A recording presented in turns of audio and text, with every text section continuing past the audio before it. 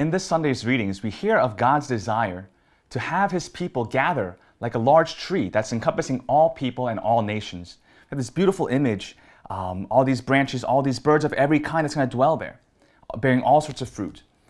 And in today's gospel, we hear the familiar story, the familiar parable of the mustard seed. How here's this tiny little seed that grows into this huge plant.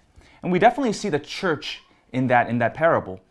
How from this bunch of 12 raggedy, somewhat educated men, God is able to really have the gospel spread to every corner of the world. Now, just billions of people who have heard of Jesus Christ.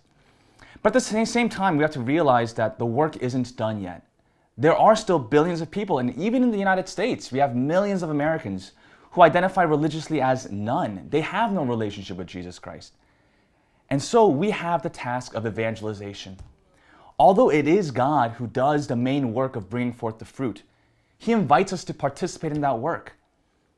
St. Paul reminds us in today's second reading that our true home is with the Lord in heaven. Can we spread that message, whether it's in our own families, our co-workers, neighbors, friends? Can we help them find a home in the church as one of God's people?